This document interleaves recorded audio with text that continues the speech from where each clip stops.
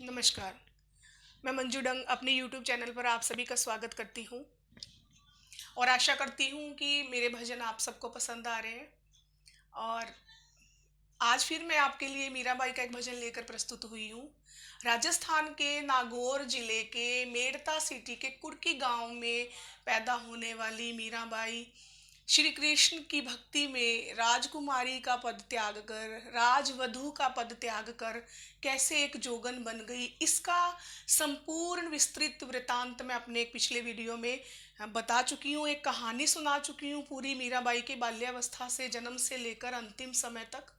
तो यदि आप उसका वीडियो देखना चाहते हैं तो मेरे डिस्क्रिप्शन बॉक्स में आप उसका लिंक देख सकते हैं।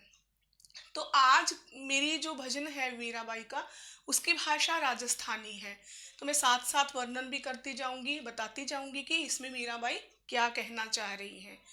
तो सबसे पहले मैं मीराबाई का जो मायका है वो मेड़ता सिटी बताया गया है और उनका मेवाड़ उन्होंने अपना ससुराल बताया है इस भजन में।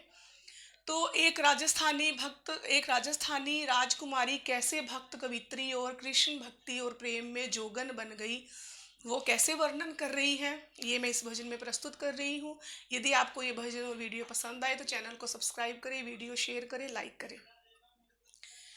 एक जोगन राजस्थानी मीरा, गिरिधर की प्रेम दीवानी मीरा, सारे जग से अनजानी मीरा मीरा, लाखों में जाए पहचानी मीरा। गोकुल की भोर बरसाने की दोपहरी, वृंदावन की शाम देख लेती थी।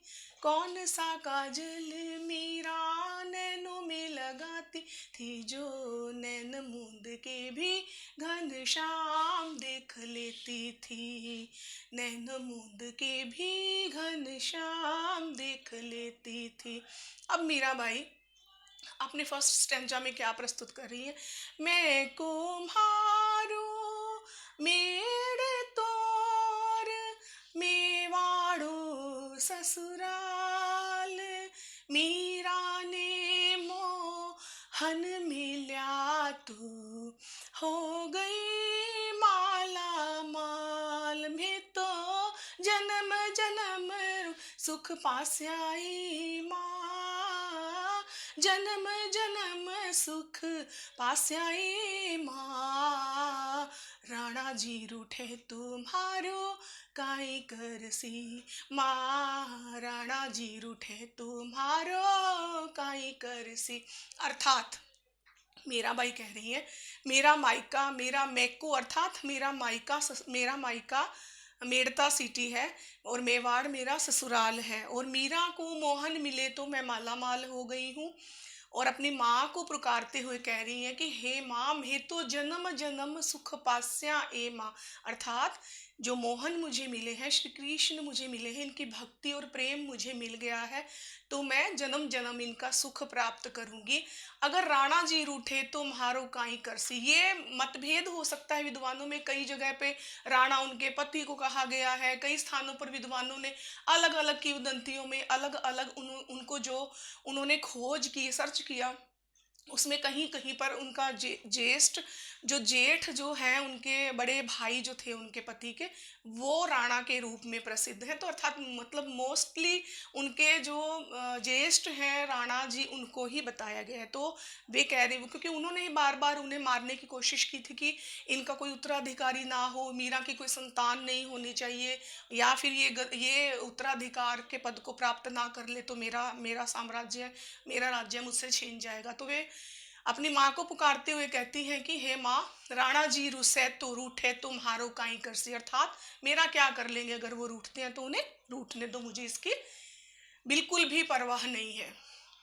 अपने दूसरे स्टैंजा में मीराबाई क्या करती है, एक जोगन राजस्थानी मीरा, गिरिधर की प्रेम दीवानी मीरा, सारे जग से अनजानी मीरा मीरा, लाखों में जाए पहचानी मीरा।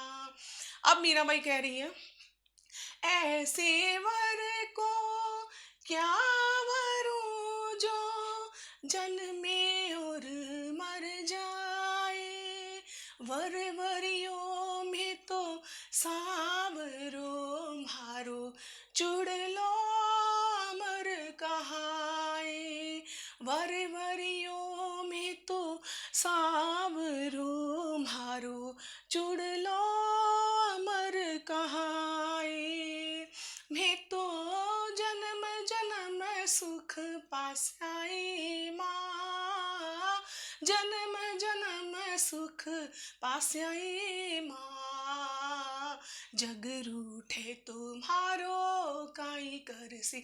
अर्थात मीराबाई कह रही है कि मैं ऐसे वर को क्या वरूं, ऐसे पुरुष से, ऐसे वर से क्या विवाह करूं जो जन्म लेता है और कभी मर जाता है। विधवा हो जाती है एक स्त्री अगर उसका पति मर जाता है। मेरा पति, मैंने तो सांवरे को वर वरा है, सांवरे को अपना पति स्वीकार किया है, तो मेरा चूड़ला मतलब मेरा चूड़ा जो मेरा सुहाग है वो अमर है, वो कभी नहीं मरेगा, कभी भी मैं वैधव्य को प्राप्त नहीं होंगी। और ये सत्य है, उनके पति चले भी गए तो उन्हें कोई फर्क नहीं पड़ रहा था, क्योंकि साज श्रृंगार आभूषणों से मीरा को तनिक भी उनको लगाव नहीं था।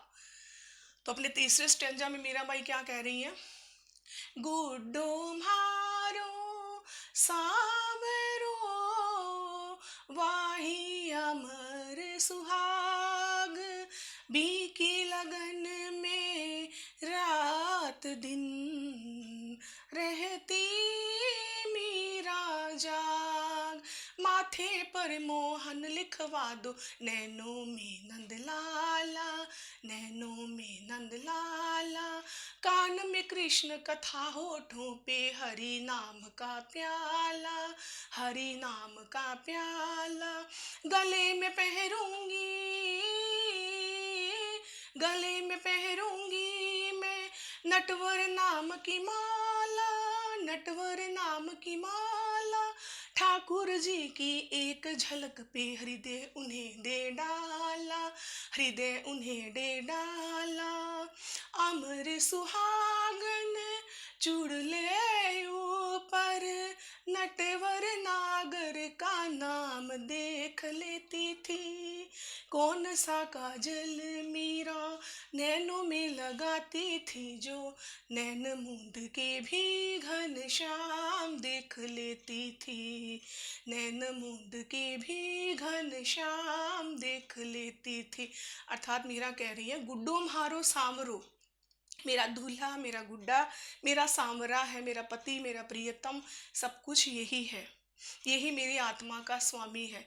तो इन्हीं को मैंने अपना पति स्वीकार किया है, वही अमर सुहाग, इसकी प्रतीक्षा में, इसी की लगन में मीरा रात दिन जागती रहती है। और वो कह रही है, मेरे माथे पर मोहन लिखवा दो, मेरे नैनों में नंदलाल लिखवा दो, मेरे कानों में कृष्ण कथा हो और मेरे होठों पे हरि नाम का प्याला हो, मेरे गले में श्री कृष्ण की ही वरमाला हो, उन्हीं की माला मेरे गले में पहना दो।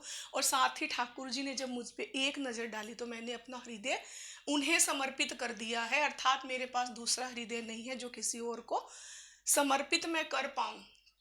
और इस स्टेंजा के अंत में वो कह रही है कि हे माँ, मैं तो जन्म जन्म, फिर बताती हैं कि जन्म जन्म हम इनका सुख प्राप्त करेंगे, कोई भी नाराज होता है तो इसका मुझ पे कोई असर नहीं होता। वो ऐसी अमर सुहागन थी जो अपने चुनरी पे, अपने दुपट्टे ओढ़नी पे और अपने चूड़े पे श्री कृष्ण का ही हर समय नाम उन्हें नजर आता था, और किसी को वे दिल से नहीं चाह सकती थी। ऐसी भक्त कवित्री अंतिम अपने स्टेंजा में क्या कह रही है, वो इस प्रकार है, माथे पर सूरज तपे और पग तल बढ़ती रेत, कुछ बेरों को नी पड़े जब प्रभु से लागे हेत, मैं तो संतारे संग जास्याई माँ,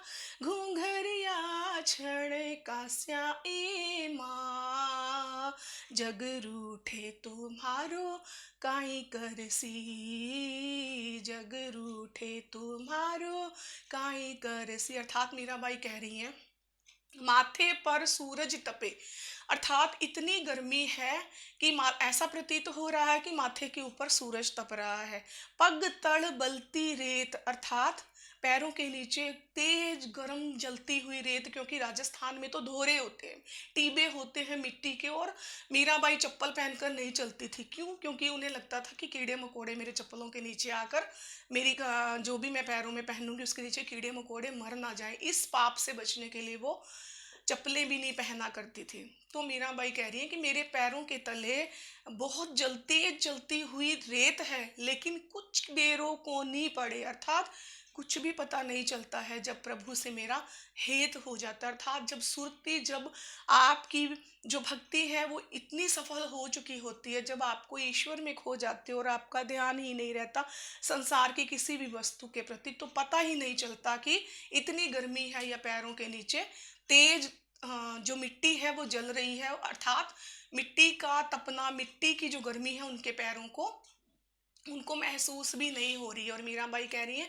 मैं तो संता रह संग जास्याए माँ, संतों के संग जाएंगे घुंघरिया छनका से, अर्थात घुंघरू पायल की जगह जब घुंघरू जो मीरा पैरों में बांध के नाचा करती थी, हमेशा नृत्य किया करती थी श्री कृष्ण की मूर्ति और उनके मंदिरों में मूर्ति के समक्ष जब नृत्य करती तो घुंघरू पहनती, तो वे कह रही है मैं घुंघरिया छनकास्याए माँ, यदि जग रूठ है तुम्हारो काई करसी। तो जग रूठ जाए, पूरी दुनिया रूठ जाए, उनको कोई फर्क नहीं पड़ता, अर्थात उनके तो गिरधर गोपाल ही हैं। एक जोगन राजस्थानी मीरा, गिरधर की प्रेम दीवानी मीरा, सारे जग से अनजानी मीरा मीरा, लाखों में जाए पहचानी मीरा, गोकुल की भौर बरसाने की दोपहरी, वृंदावन की शाम देख लेती थी, अपने महल में बैठी बैठे हरि का लीला धाम देख लेती थी, अपने भवन में बैठी बैठी हरि का लीला धाम देख लेती थी। कौन सा काजल मीरा नैनों में लगाती थी, जो नैन मूंद के भी घनश्याम देख लेती थी, नैन मूंद के भी घनश्याम देख लेती थी।